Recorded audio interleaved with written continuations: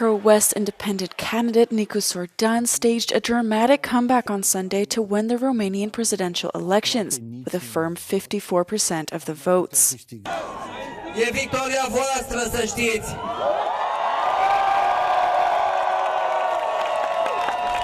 E victoria mii și mii de oameni care au făcut campanie zilele astea, care au crezut că România poate să se schimbe în direcția corectă. Nu uitați niciodată forța de care ați dat dovadă săptămânile astea, pentru că o să avem împreună lucruri de traversat. Dan's hard-right contender George Simeon received 46% of the votes in the unprecedented political thriller, which transfixed and polarized the Eastern European country. Vreau să mulțumesc celor peste 5 milioane de români care și-au pus încrederea în mine. Nu îi voi dezamăgi, nu există un lucru mai de preț pentru mine decât încrederea lor. Am fost singuri împotriva unui întreg sistem, singuri împotriva tuturor. Sunt mândru de voi și sper că v-am reprezentat cu cinste. Romania's choice brings a sigh of relief for the EU, Ukraine, and the Republic of Moldova at a crucial time for all.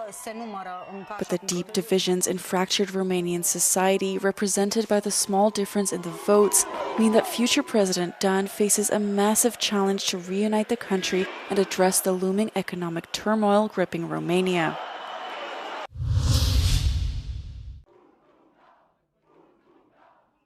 More than 10 million voters were called this Sunday to choose the 230 members of the Portuguese parliament. The centre-right AD coalition won again, reinforcing its result of a year ago, although without a majority. The big surprise of the night was the Socialist Party, which obtained its worst result in 38 years. Pedro Nuno Santos resigned and guaranteed that he would not run for the socialist leadership again. Despite getting more votes, the PS won the same number of seats as Hague, 58. The Liberal initiative surpassed last year's result by electing its 9th MP, followed by Leave, which doubled its parliamentary representation. Another surprise on election night was Juntos pelo Povo, which was elected to the national parliament for the first time. Com apenas 89 mandatos, a AD não tem condições para formar maioria, nem com possível entendimento com a iniciativa liberal, nem com os votos da imigração. Luís Montenegro terá novamente a vida dificultada, ficando refém do PS e do Chega para aprovar o próximo programa de governo e futuros orçamentos. Joana Marão Carvalho, para a Euronews, em Lisboa. Israel says it is letting a basic amount of food into Gaza after a nearly 3-month blockade, citing a need to enable the expansion of intense fighting. Israeli Prime Minister Benjamin Netanyahu said his cabinet was acting at the recommendation of the IDF to prevent a hunger crisis, which they say would endanger their newest ground offensive.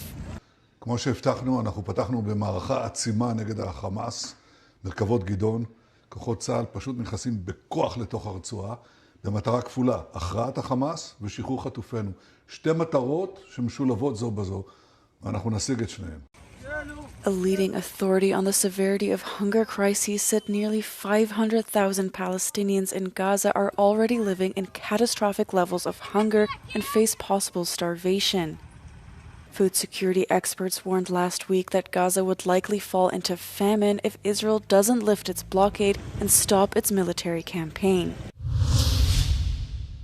Brussels and London on Monday agreed to new deals on fishing, energy, youth mobility and defence following marathon talks that concluded hours before the first ever EU-UK summit. The new deal includes a 12-year agreement allowing EU fishing boats in UK waters and a new security and defence partnership. The UK government hailed the deal, saying it is good for jobs, good for bills, and good for the borders. A joint statement on the agreement by British Prime Minister Keir Starmer, EU Commission President Ursula von der Leyen, and Council Chief Antonio Costa is expected to show common ground on key geopolitical challenges. For both sides, the summit was initially aimed at showcasing alignment on key global issues at a time when the post-war multilateral world order is rapidly changing. Tens of thousands of red-clad protesters marched through The Hague on Sunday to demand government action to seek a halt to Israel's campaign in Gaza. Organizers called it the country's biggest demonstration in 2 decades, with human rights groups and aid agencies estimating the peaceful crowd at more than 100,000 people. Protesters walked a 5-kilometer loop around the city center of The Hague to symbolically create the red line they say the government has failed to set. Het feit dat Schoof heeft gezegd dat er geen rode lijn is, terwijl er echt oorlogsmisdaden worden gepleegd vlak in de buurt, dat is voor mij voldoende reden om hier te staan. Ja, ik heb nog nooit gedemonstreerd, het is de eerste keer. In uw leven? In mijn leven. En waarom nu wel? Ja, nou ja, omdat ik het vreselijk vind. Iedereen kan zien wat er allemaal gebeurt, via alle media, via de televisie, lezen. En de regering doet gewoon helemaal niks. The march went past the Peace Palace, where last year judges at the International Court of Justice ordered Israel to do all it can to prevent death, destruction, and any acts of genocide in Gaza. Nothing. Former US President Joe Biden has been diagnosed with an aggressive form of prostate cancer, his office has announced. Doctors found urinary symptoms and a prostate nodule and have said the cancer cells have spread to the bone. Biden's office added that treatment options are being reviewed with his physicians. Many political leaders sent Biden their wishes for his recovery, including former President Barack Obama. Meanwhile, President Donald Trump posted on social media that he was saddened by the news and he wishes Joe a fast and successful recovery.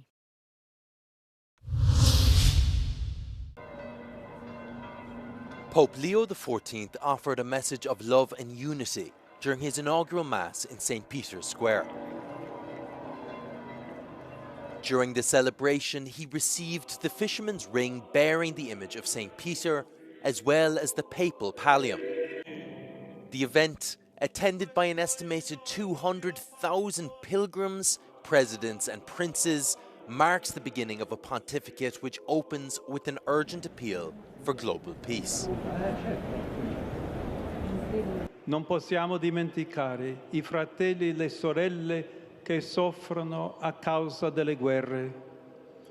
A Gaza, I bambini, le famiglie, gli anziani sopravvissuti sono ridotti alla fame.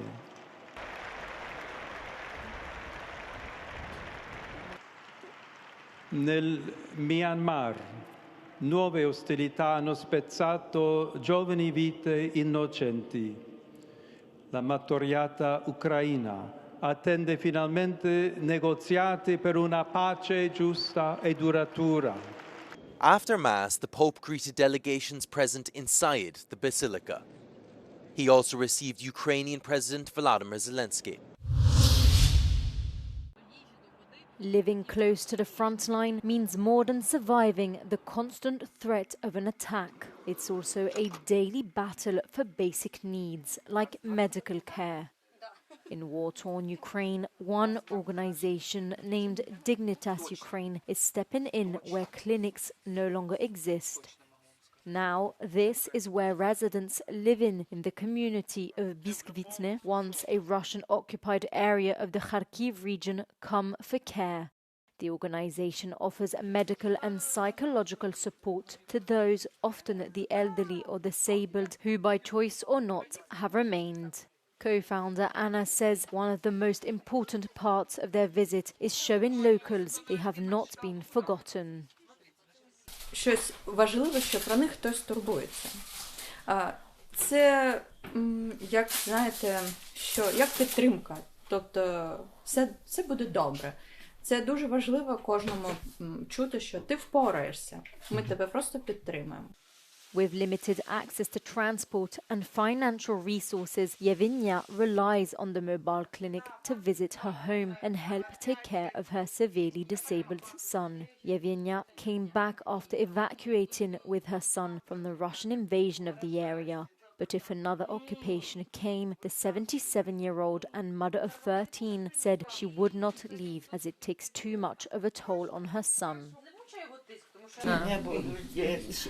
She will stay.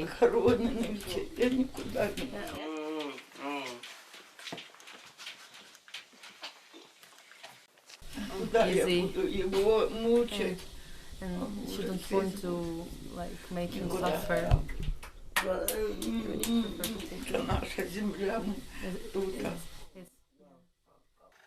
Despite the dangers, which include drone attacks, mined roads and extreme weather conditions, the team works 7 days a week, covering 27 communities in the Kharkiv and Donetsk regions. Tatiana is one of the volunteer doctors, and she says she will work no matter the conditions. Звик допомагати людям. Це твоя професія, це твоє призначення. Тобто це не великі слова, це так воно є. Це не звертаєш ти уваги на середовище, ти не звертаєш увагу на їх соціальний рівень. Ти повинен виконувати свою роботу якісно. Ти повинен це робити, ти робиш це. Daily bombings have destroyed homes, hospitals and vital infrastructure, leaving residents in a critical humanitarian situation. But during our time with the volunteers, it was clear that resilience was their only way forward.